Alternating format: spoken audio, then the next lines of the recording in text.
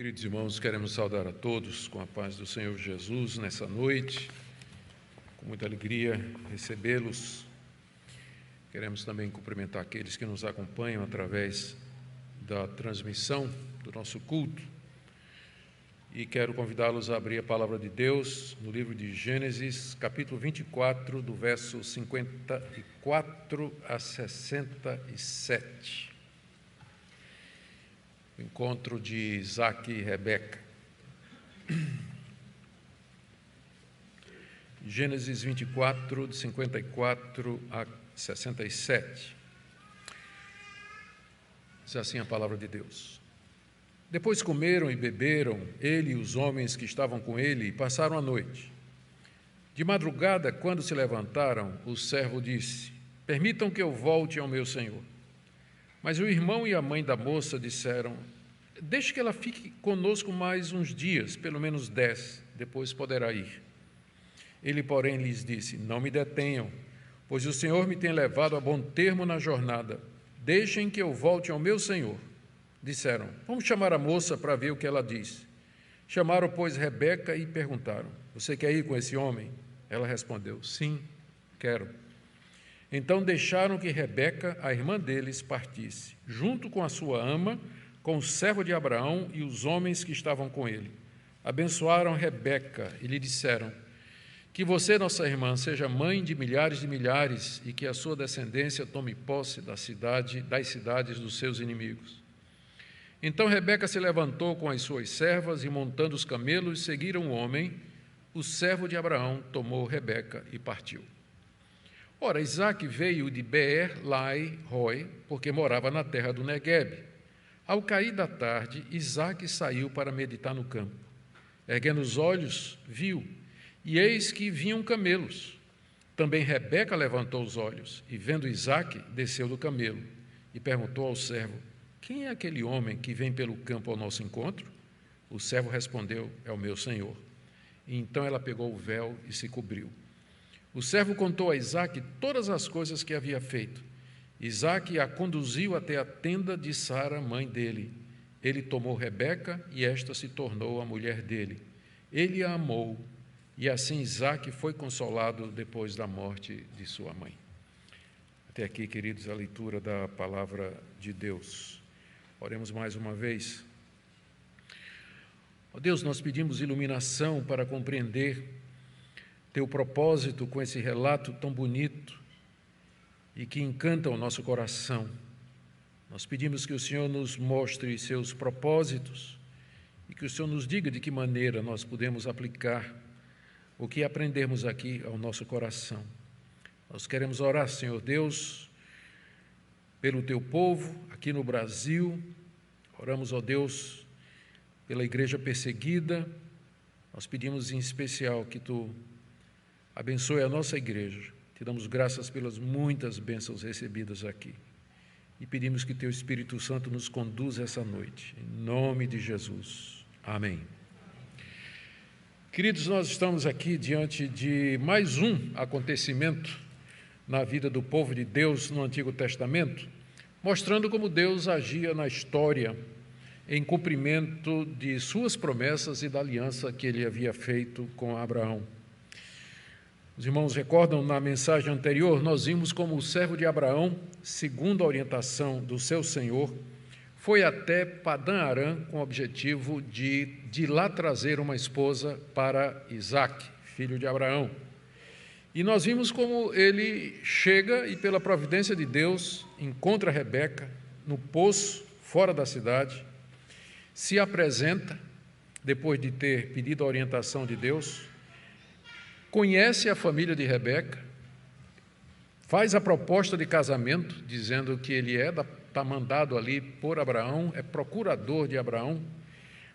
A família liderada por Labão, que era provavelmente irmão mais velho de Rebeca, e pela mãe, já o pai Betuel, ele desaparece no cenário, talvez porque já era inválido. A família dá o consentimento e o casamento é arranjado, inclusive, com a entrega do dote, que era costume naquela época. O servo tinha levado muitas riquezas. E então faz a proposta de casamento e a família concorda. Hoje nós veremos o consentimento de Rebeca em voltar imediatamente, ou ir imediatamente para o encontro com seu marido, porque já estava casada, não é? Por procuração, em Canaã, e como ela finalmente encontra Isaque. Esse evento aqui que nós lemos, ele é decisivo no desenrolar da história da redenção, porque mostra de que maneira Deus cumpriu aquilo que disse a Abraão, de que faria dele uma nação numerosa e que ele teria muitos descendentes. Abraão já era velho, Sara era estéril. Nós estudamos de que maneira sobrenatural, Deus lhes deu um filho legítimo, que era Isaque, e agora era a vez de Isaque ser o continuador, o portador das promessas, mas para isso ele tinha que casar. E agora nós chegamos ao final dessa longa história que nos ocupou desde o capítulo 23, na verdade o capítulo 24 todo, não é? Que era um dos mais extensos, mostrando como Deus, na sua providência, trouxe Rebeca para ser a esposa de Isaque. Vamos então, queridos, dar uma olhada nesse texto, na sua beleza, e tentar aprender o que é que nosso Deus nos quer mostrar aqui. Em primeiro lugar, nós temos aqui, do verso 54 a 60, o consentimento de Rebeca. Cumpridos protocolos para o casamento por procuração, que nós já vimos nos versos anteriores, chegou o momento da festa. E esse era o costume no Antigo Oriente, né, como é hoje, só que naquele tempo as festas de casamento podiam durar, inclusive, um mês inteiro, dias, semanas e até mês. E a festa começa, diz aí o verso 54, comeram, beberam, ele, o servo de Abraão, e os homens que estavam com ele, porque ele foi com um time, com a equipe, e passaram a noite. A família de Rebeca, naturalmente, participou também, e todos aqueles que tinham vindo com o servo. É interessante, não é, lembrar que ele não veio sozinho, ele veio acompanhado de homens, porque precisava de gente para cuidar e conduzir os camelos, eram 10 camelos, não é, que ele trouxe, e também para proteger os tesouros que ele trouxe, as riquezas que ele trouxe como dote para a moça, que seria a esposa de Isaque. Mas o servo, em que pese o assunto já está resolvido, o casamento já está arranjado, em que pese isso, e ele não quer, ele está ansioso para regressar a Canaã e terminar a sua missão. E ele, conhecedor dos costumes referente à festa, e sabendo que ainda teria que ficar ali festejando por alguns dias, ele respeitosamente pede permissão para partir imediatamente, levando Rebeca. Como diz aí o final do verso 54, de madrugada, quando se levantaram, o servo disse, permitam que eu volte ao meu senhor. Tinha uma festa pela frente, mas ele está ansioso para voltar e terminar a sua missão. Deus já tinha abençoado e ele meio que não queria perder a graça e o favor que Deus já tinha mostrado. E ao fazer isso, permitam que eu volte ao meu senhor, ele demonstra seu respeito pela família da moça, por Labão, por Betuel, pela mãe de Rebeca, e demonstra também que ele conhece o seu lugar. Ele diz, eu quero voltar para o meu senhor. Ele sabe que ele está ali por mandado e procuração de Abraão. Em nenhum momento a gente vê esse homem de Deus, o Damasceno Eliezer, querer usurpar alguma coisa que não lhe pertencesse, mas ele reconhece a sua posição com humildade. Mas a família de Rebeca não estava muito disposta a atender o pedido, não. Diz aí no verso 55 que o irmão e a mãe da moça disseram que deixe ela ficar conosco mais alguns dias, pelo menos 10. Pelo menos 10. Talvez eles queriam continuar a festa, né, fazer o costume da época, talvez precisavam de mais tempo para os preparativos para a mudança de Rebeca, talvez Labão, que é uma personagem que aparece aqui e que na continuação da história vai mostrar ser uma pessoa de um caráter duvidoso, talvez Labão esperasse receber mais algumas riquezas do servo. O fato é que a família diz, não, ela fica 10 dias e depois você pode levá-la, para Canaã. Mas o servo insiste, verso 56. Ele disse: não me detenham, pois o Senhor me tem levado a bom termo na jornada, deixem que eu volte ao meu Senhor. O argumento principal do servo aqui é que o Deus de Abraão, que era conhecido também da família de Rebeca, ali na cidade de Padã Arã, o argumento dele é que esse Deus havia abençoado a sua empreitada até agora. A sua viagem tinha dado certo pela providência de Deus. Ele viu a mão de Deus, a família também viu a mão de Deus em tudo aquilo que havia acontecido. A providência de Deus, o encontro dele com Rebeca, havia feito com que sua missão fosse bem sucedida. Então, qualquer tentativa de detê-lo ali por mais tempo seria lutar contra o próprio Deus, porque todos eles já tinham percebido que aquele encontro havia sido providenciado e orientado por Deus. Então, por que tentar a Deus? Por que demorar? Por que evitar que a missão chegasse ao seu final? Esse é o argumento dele. Ele insiste, então, para que deixem que ele volte ao seu senhor Abraão, levando Rebeca. É impressionante o senso do dever desse homem, né? A missão estava cumprida, o casamento estava arranjado, tinha 2 semanas de festa aí, pelo menos, não é, para se divertir, descansar da viagem, mas não. Ele queria voltar para Canaã, levando Rebeca, é como se dissesse assim: eu quero aproveitar que está dando tudo certo, né? Porque tinha tanta coisa que podia dar errado ali, e ele diz: não, eu vou voltar enquanto Deus está me abençoando. Era um homem que tinha sensibilidade para entender o momento em que estavam passando, perceber a graça e o favor de Deus. Não era tempo para festejar, não era tempo para entrar na confraternização, mas era tempo de terminar a missão que ele tinha vindo cumprir. Então, a família de Rebeca resolve chamá-la para obter dela o consentimento final da partida. Está aí no verso 57. Eles, porém, disseram: vamos chamar a moça para ver o que ela diz. Aqui nós temos uma dificuldade de interpretação, porque tanto pode significar se ela aceita casar com Isaque, ou, o que é mais provável, se ela aceita partir mais cedo com o servo para Canaã, que implicaria também no consentimento dela para casar ou para ser a mulher de Isaque. É difícil decidir, diferentes comentaristas vão dar diferentes opiniões aqui, mas eu penso que talvez a melhor resposta seria essa daqui. A pergunta é feita se ela queria ir com aquele homem e se ela estava disposta a partir agora, antes dos 10 dias. Eu creio que essa seria a melhor interpretação. E a resposta dela, aí no verso 58, chamaram Rebeca e perguntaram: você quer ir com esse homem? E ela respondeu: sim, quero.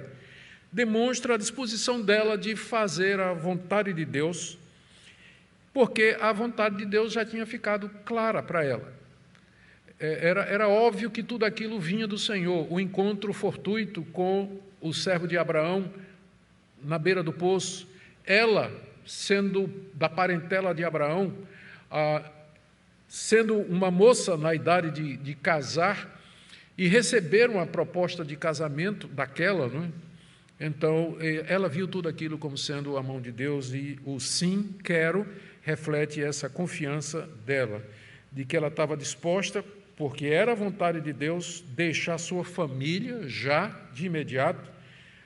Estava disposta a deixar sua casa e ir para um país que ela não conhecia, que era a terra de Canaã.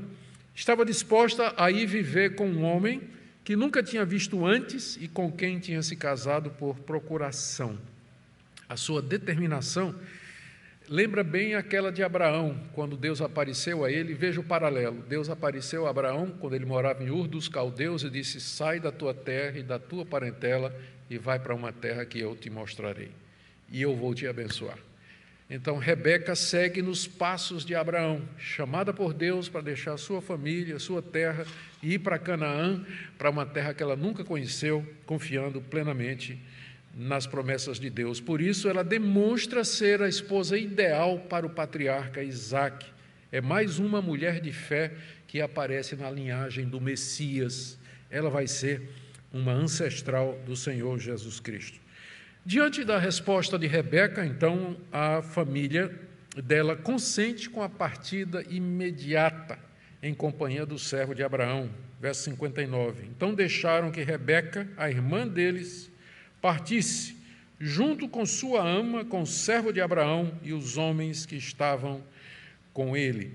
Rebeca aqui é referida como irmã deles no sentido de parenta, porque Labão era o seu irmão, mas tinha ainda a mãe dela e o pai. Mas ela é chamada de irmã aqui no sentido de ela fazia parte da família. Juntamente com Rebeca, nós lemos aqui, vai a sua ama, o nome dela vai aparecer mais adiante, chama-se Débora, e amamentou Rebeca, criou Rebeca, e foi sua babá. E o costume no Antigo Oriente é que essas amas de leite se tornavam uma companhia constante da moça que elas haviam criado, né? E seria um conforto para Rebeca ir para aquela terra distante, num contexto completamente desconhecido, mas levando a sua ama, uma pessoa que ela confiava e que serviria de grande apoio. E não somente ela, não somente Débora vai acompanhar, mas algumas servas que não é dito aqui, mas aparece no verso 61, como nós vamos ver. Então, por isso que era 10 camelos, né? Agora a gente entende por quê. Porque a mudança de Rebeca não era pequena. Vai ela, vai Débora, vai umas servas e toda a mudança. E a gente sabe como é mudança, não é? A gente aluga um caminhão, depois vê que precisa de 2. Então, o servo já estava prevenido, levando 10 camelos. E, além disso, tinha o servo de Abraão e os homens que estavam com ele, completando a caravana, que não era pequena. A família de Rebeca, então, a abençoa, item último, do processo legal, que era a bênção da família, verso 60. Abençoaram Rebeca e disseram: que você, nossa irmã, seja mãe de milhares e que sua descendência tome posse das cidades dos seus inimigos. Essa bênção aqui, ela é paralela, ecoa, reflete, é um espelho daquela promessa que Deus fez a Abraão quando ele ia oferecer Isaque em sacrifício. Em Gênesis 22, se vocês recordam, quando Abraão chega no alto do Monte Moriá, faz os preparativos, coloca seu filho Isaque, está pronto para sacrificá-lo, o anjo do Senhor aparece e diz: não precisa fazer, porque agora realmente eu vejo que você teme a Deus. E aí Deus pronuncia essa bênção aqui que está em Gênesis 22, de 15 a 18. Então do céu pela segunda vez o anjo do Senhor chamou Abraão e disse: porque você fez isso e não me negou seu filho, seu único filho, que era Isaque, juro por mim mesmo, diz o Senhor, que certamente o abençoarei e multiplicarei a sua descendência como as estrelas do céu e como a areia que está na praia do mar. Sua descendência tomará posse das cidades dos seus inimigos, e na sua descendência serão benditas todas as nações da terra, porque você obedeceu a minha voz. Essa foi a promessa que Deus fez a Abraão. E agora, quando a família de Rebeca a despede, eles abençoam Rebeca do mesmo jeito. Veja o paralelo. Eles dizem aqui, primeiro, que você, nossa irmã, seja mãe de milhares, que foi exatamente o que Deus disse a Abraão: eu farei tua descendência numerosa como a areia que está na praia, ou como as estrelas que estão no céu.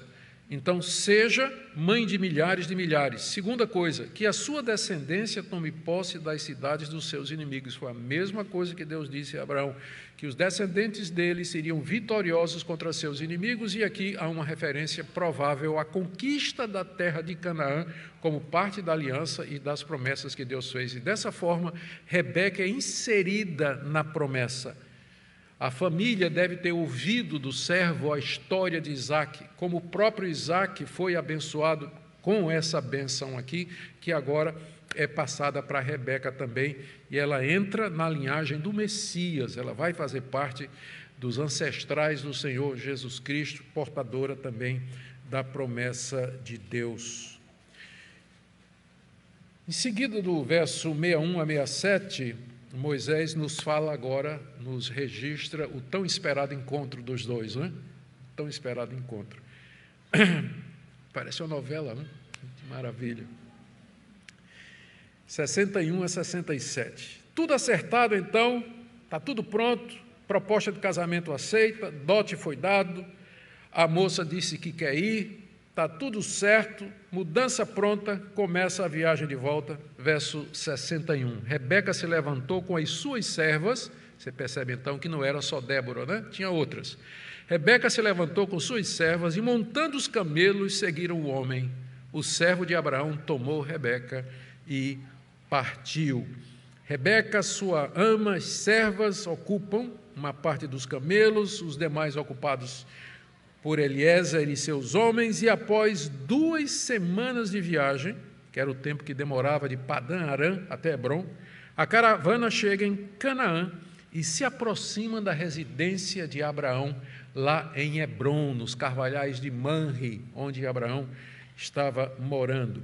O texto nos diz aqui que Isaque morava no Neguebe. Veja aí o verso 62. Ora, Isaque veio de Beer-Lahai-Roi, porque morava na terra do Neguebe. Ele não morava com seu pai. Não morava mais com seu pai. Ele morava na região mais ao sul da Palestina, de Canaã, chamada Neguebe. Era uma região que ficava no caminho do Egito. E, mais especificamente, Isaque estava numa região chamada Beer-Lahai-Roi. Se vocês se lembram, essa região ganhou esse nome dado por Agar. Quando Agar fugiu de Sara, sua senhora, ela ficou à beira de um poço, estava ali muito desesperado, o anjo do Senhor apareceu e disse: volte e se submeta a Sara, sua senhora. E ali foi quando Agar colocou o nome no poço de Beer-Lahai-Roi, que em hebraico significa poço daquele que vive e me vê. Então, toda aquela região ficou com esse nome e era lá que Isaque estava morando. Ficava ao sul de Canaã. E ele tinha ido a Hebrom, talvez para fazer uma visita ao seu pai idoso. E, mais uma vez, você vê a providência de Deus. Aqui está Hebrom, Abraão está morando ali, Sara já tinha morrido fazia 3 anos, Isaque, a essa altura com 40 anos de idade, Abraão tinha 140, Isaque tinha se mudado para o sul, para a região onde aconteceu aquele episódio de Agar, e aí ele resolve visitar seu pai em Hebrom. E lá, visitando com seu pai, ele uma tarde resolve sair para o campo para, diz aqui o texto, para meditar. Verso 63, ao cair da tarde, Isaque saiu para meditar no campo. Então, meditar aqui significa, ele foi pensar nos acontecimentos narrados pelo pai. O pai deve ter dito a ele: olha, mandei buscar uma mulher para você. Está na hora de casar e vamos cumprir a promessa aqui. Você é meu herdeiro.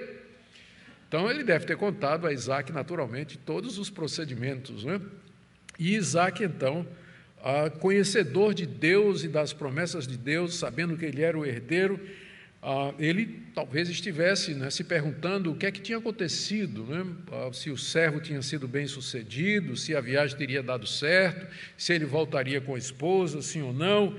Talvez Isaque saiu para orar, para buscar o Senhor. Nós vamos ver que ele era um homem piedoso, um homem de oração, e talvez ainda chorar um pouco pela mãe, porque mais adiante vai dizer que ele foi consolado da morte da sua mãe. Talvez ainda o luto no coração por ter perdido a sua mãe. O fato é que naquela tarde em particular, Isaque saiu ali pelos campos, os carvalhais de Manre deveria fornecer um cenário maravilhoso, um local magnífico para contemplar a natureza e pensar e orar, quando o texto nos diz aqui que ele levantou os olhos.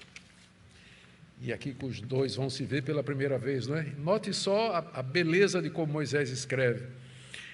No verso 63 e 64. Isaque, ao cair da tarde, saiu para meditar no campo, erguendo os olhos, de repente ele levantou os olhos, viu e eis que vinham camelos. Também Rebeca levantou os olhos. Então, não pode ser coincidência, né? Isso é a providência de Deus. Isaque está ali meditando. Naquele dia, no campo, ele morava em outro lugar, ele veio visitar, estava ali, de repente, olhando, ele vê uma caravana de camelos chegando, e agora do lado de cá, Rebeca, que estava um dos camelos, ela olha lá, e lá vem um homem vindo ao encontro da caravana. Também Rebeca levantou os olhos e, vendo Isaque, desceu do camelo. Mais uma vez, a providência de Deus está agindo aqui. Quando o servo chegou lá em Padã Arã, ele estava orando e pedindo que Deus mostrasse quem era a moça que ele já havia estabelecido. E, de repente, ele vê Rebeca. E aqui Isaque está no campo, meditando e orando. De repente, ele levanta os olhos e quem ele vê? Rebeca. A providência de Deus guiando essa história maravilhosa para cumprir as suas promessas e a sua aliança. Ao ver Isaque, o texto diz aí no verso 64, Rebeca apeia do camelo. No hebraico está dizendo assim, quase que ela caiu do camelo, tal a pressa que ela desceu. E é a mesma Rebeca, é Rebeca mesmo. Vocês lembram quando o servo chegou no poço, ela toda elétrica, não é? Ela foi, deu água para 10 camelos, a gente viu que os camelos juntos bebiam quase 1.000 litros d'água, né? Aliás, 100 e poucos litros d'água, nem me lembro agora o número, 100 e pouco era o que cada um camelo bebia, era isso mesmo, e era quase 1.000 litros d'água, ela foi lá com toda a energia, toda prestativa, e agora, quando ela vê aquele homem chegando, ela imagina quem é. E aí ela já quase que salta do camelo, né? Pula do camelo, desceu do camelo e já pergunta ao servo, quem é aquele homem que vem pelo campo ao nosso encontro? Porque quando Isaque viu, ele sabia que era o servo que estava voltando. Ele começou então a andar em direção à caravana. Rebeca, diante da confirmação do servo, porque o servo disse, é o meu senhor, é o teu marido, é Isaque que está vindo ali. Então, ela, diante da confirmação, ela põe o véu, diz aí o final do verso 65, ela pegou o véu e se cobriu. O véu, naquela época, provavelmente, naquela região, deixava apenas os olhos de fora, E era um uso costumeiro no Antigo Oriente. O véu era usado quando as mulheres estavam na presença de estranhos, era usado no período de noivado e compromisso, e também sinal de reverência e submissão ao marido. O fato de que ela, ao saber que aquele homem era Isaque, fez com que ela colocasse o véu, é uma indicação de que ela já se considerava casada com ele. Quer dizer, era o marido. E era um sinal de reverência e respeito, como era costume no Antigo Oriente. Diz aí o verso 66 que o servo, então, Isaque chega na caravana, é claro, o servo, então, presta um relatório completo a Isaque, verso 66.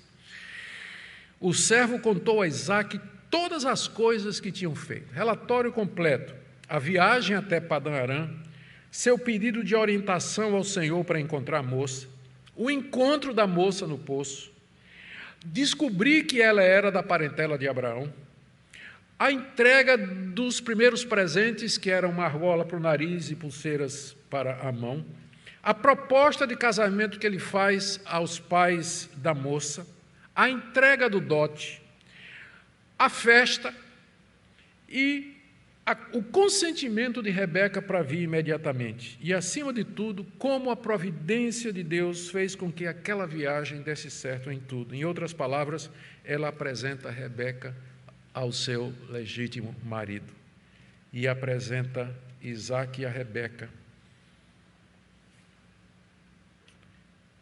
dessa forma. É o primeiro caso de Santo Antônio na Bíblia que a gente tem, né? Santo casamenteiro. Eliezer, o Damasceno. Isaque não tem dúvidas diante do relato do servo. Tudo aquilo vinha de Deus. Aquela era, de fato, a sua esposa. E aí, então, o casamento dos dois é consumado, diz o verso 67. Isaque a conduziu até a tenda de Sara, mãe dele, tomou a Rebeca e esta se tornou a mulher dele. Ele a amou e assim Isaque foi consolado depois da morte de sua mãe. Isaque leva a Rebeca para a tenda que tinha sido de Sara, sua mãe, que continuava armada ali em Hebrom. Sara tinha morrido fazia já 3 anos. Os dois, então, mantêm relações sexuais e, dessa forma, o casamento deles é consumado. E diz aqui que ele a amou. Eu acho muito interessante essa passagem, porque diz que o amor veio depois do casamento. Na nossa cultura, a gente vê o contrário. E, às vezes, esse amor é confundido com paixão, com atração física, por um entusiasmo, um enfatuamento. Amor é uma coisa que se aprende e, geralmente, ele brota e se desenvolve dentro do casamento. Isaac a amou depois de ter casado com ela. Eu digo isso porque é uma das razões pelas quais, às vezes, a pessoa quer dissolver o seu casamento. Ele diz assim: eu não amo mais. Mas amor é uma coisa que se aprende, e se aprende depois de casado, se desenvolve no casamento. Não é necessariamente um sentimento, mas uma atitude de renúncia, de entrega, de dizer: eu vou fazer essa pessoa feliz, eu casei para abençoar essa pessoa e fazer a felicidade daquela pessoa. Se você casa pensando em você, é claro, não vai demorar muito tempo, você vai querer cair fora do casamento. Mas quando a gente casa pela razão certa, pelo motivo certo, isso é de Deus, veio de Deus, como aconteceu aqui, o amor brota e se sustenta. Isaac a amou. Depois de todo esse processo, veio o amor. E aí diz o texto que ele foi consolado da morte de sua mãe. Como Deus, na sua misericórdia, trouxe alívio. Ele devia ser muito pegado a Sara, né? Filho único, muito pegado a Sara. Sofreu muito com a morte da sua mãe. Mas agora a presença de Rebeca enche o seu coração de alegria. E esse casamento é um evento chave no cumprimento das promessas de Deus a Abraão e a sua descendência, e tem tudo a ver com a história da redenção. Aqui Moisés nos mostra como Deus vai construindo a história de forma que ela vai ter o seu clímax na chegada de Jesus Cristo, filho de Abraão, filho de Isaac. O que Moisés quer ensinar aos israelitas? Vamos agora para as nossas conclusões. Eu anotei 4 coisas aqui, vou falar delas brevemente. Sem dúvida, essa história, a primeira coisa que transparece, é a constante providência de Deus em agir nos acontecimentos, no cumprimento das suas promessas e da sua aliança. Deus dirigiu tudo, desde o encontro do servo, lá no poço, com Rebeca, em Padã Arã, e agora no encontro de Isaac com Rebeca, no campo de Hebrom. Era o mesmo Deus de Israel que haveria de guiar o seu povo na conquista da terra prometida. Lembrando sempre o cenário, que a gente não pode esquecer. Quando Moisés contou ou escreveu essa história, o povo de Israel estava à margem do rio Jordão, prestes a cruzar o rio para conquistar ou lutar contra os moradores de Canaã e conquistar aquela terra como Deus havia prometido. Uma história como essa mostra, encoraja, dizendo: olha, o Deus que providenciou o casamento, o encontro de Rebeca e de Isaac é o Deus da providência. Ele controla a história no cumprimento da sua aliança e ele prometeu dar a vocês essa terra. Portanto, ânimo, coragem, confiem em Deus. Ele já deu provas muito claras de que ele é poderoso para cumprir aquilo que ele promete. Segundo, esse texto também era útil para os israelitas para verem a transição de Abraão para Isaque. Deus chamou Abraão, fez promessas, e essas promessas incluíam a sua descendência. Isaque é o descendente, é o herdeiro, portador legítimo da promessa. Isso é mostrado, por exemplo, Abraão não aparece na narrativa. Quando o servo volta, ele dá relatório já a Isaque. Ele, quando vai apresentá-lo a Rebeca, diz: é o meu senhor. Então, meio que Abraão já está fora do cenário e Isaque aparece agora como sendo aquele que é o portador das promessas. E os israelitas deveriam lembrar que as pessoas passam, mas Deus é eterno. Abraão, história maravilhosa, nós estudamos, mas agora ele vai morrer. E Isaque vai tomar o seu lugar. Nós vamos ver a história de Isaque, maravilhosa também, mas um dia ele vai morrer e seu filho Jacó vai tomar o seu lugar. E assim por diante. Nós passamos, nós vamos morrer. Nossos filhos vão continuar a igreja, a fé, o evangelho. E as promessas de Deus não caducam, elas não morrem. Somente nosso Deus é eterno e Ele é para todo sempre. Terceira lição que eu creio que é importante aqui, talvez Moisés queria mostrar aos israelitas a importância de priorizar as coisas do Senhor acima dos costumes e práticas humanos, ainda que bons e legítimos. E eu digo isso por conta do exemplo do servo, que não parou para atender às demandas familiares e culturais antes de terminar a sua missão. E seria uma inspiração para a nação de Israel, que tinha a missão de conquistar a terra. Eles não deveriam distrair-se daquele alvo colocado por Deus, mas perseverar naquilo que Deus havia prometido. E a última lição que eu vejo aqui, que os israelitas poderiam tirar desse relato, é a confiança e a fé de Rebeca, uma vez que ela entendeu que os acontecimentos vinham de Deus. Na hora que ela percebeu que era a mão de Deus, ela disse, é a única vez que ela fala na narrativa, sim, quero. Só isso. Mas que reflete a confiança dela, aquilo vinha de Deus, aquilo era do Deus que ela conhecia. E, portanto, ela estava disposta a partir pela fé para atender o chamado divino, mesmo diante das incertezas do futuro. A nação de Israel deveria ver Rebeca inspirar-se nessa mulher de fé, como nos demais exemplos que tinham dos seus ancestrais, e entrar na terra que Deus havia prometido e conquistá-la. E o que é que isso tudo tem a ver conosco? Deixe-me trazer aqui algumas aplicações breves. Primeiro, talvez você, nessa noite, aqui, ou aqueles que nos acompanham pela internet, estão passando um momento de confusão, perplexidade, incerteza quanto ao futuro, quanto o que vai acontecer com você, com sua família. Eu queria convidar você, desafiar você nessa noite a confiar em Deus e nas promessas dEle. O Deus que disse que sempre estaria com você.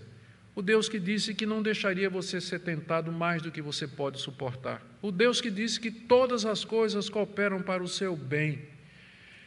Como Rebeca, como aquele servo fiel, como Isaac meditando no campo, confie no Deus providente, o Deus que guia tudo, o timing, a hora exata dos acontecimentos. Ele faz acontecer no momento exato, que somente Ele pode fazer.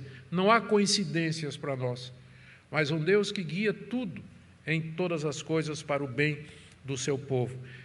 Que você encontre conforto, alento ao ler essa história, sabendo que é o seu Deus, é o mesmo Deus, Ele não muda. Abraão morreu, Isaac morreu, eu disse, Jacó vai morrer, todos eles morreram, mas o nosso Deus é o mesmo, Ele permanece o mesmo e você pode confiar nele.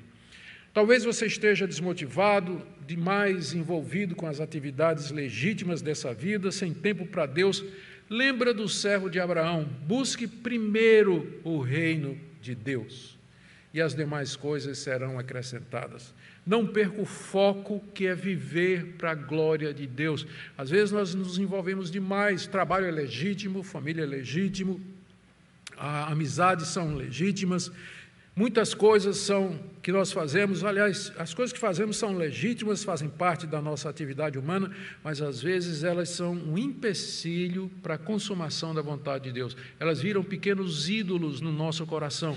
Aquele homem, Eliezer, o Damasceno, ele não deixou aquela oportunidade, aquela tentação, 10 dias de festa e banquete e tudo mais, tirar ele do objetivo que era cumprir a vontade de Deus.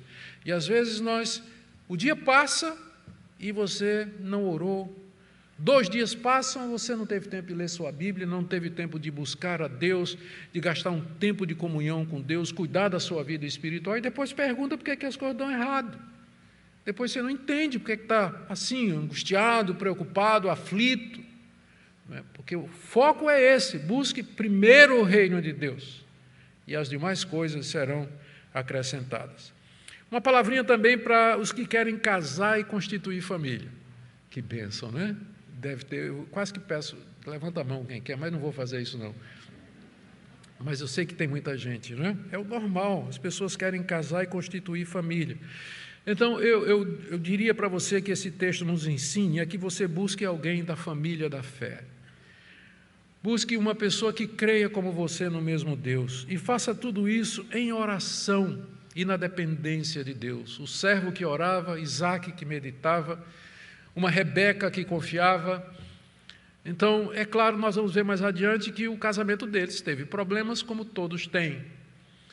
Mas está muito mais para dar certo do que você casar com uma pessoa que não teme a Deus, que não conhece a Deus, que não vai estar ao seu lado na hora do sofrimento, da doença, da angústia, da necessidade material e financeira, na hora de cuidar dos filhos, na hora que os filhos começam a dar problemas. Então, se você quer casar, peça, ore e busque alguém da família, da fé. E não aceite sexo antes do casamento. Não aceite. Aqui, as pessoas às vezes usam essa passagem aqui para dizer que casamento naquela época era pegar a mulher, levar para a tenda e estar casado. Não, teve todo um processo. É só ler o capítulo todo. Eles já eram casados quando foram para a tenda. Já eram casados, casamento por procuração. Ali foi apenas a consumação. Não use essa passagem como muitos usam, para dizer que casamento é uma formalidade da sociedade humana e tudo, mas não é não. É coisa muito séria. Portanto, sexo é pro casamento. E se por acaso você já caiu ou estão caindo, ainda dá tempo de se arrepender, pedir perdão a Deus. E se não consegue se controlar, está na hora de acabar esse relacionamento. E procurar um relacionamento que seja correto aos olhos de Deus, para que tenha a bênção dele. Aos casados, eu diria que o texto nos ensina aquilo que eu já mencionei, que o amor é alguma coisa que se fortalece no casamento, algo que se aprende, algo que se desenvolve. Portanto, antes de pensar em separação, por uma questão de eu não gosto mais, então você precisa corrigir esse pensamento e essa sua ideia. Nós podemos aprender a amar. É o que Paulo ensina a Tito para que ele passe para a igreja, dizendo que as mulheres mais experientes ensinem as mais novas a amar os seus maridos e amar os filhos. A gente pensa, né, que amor aos filhos é uma coisa natural de mãe. Não. Mãe aprende a amar. Como deve amar o filho? Porque tem mãe que não sabe como amar o filho, estraga o menino.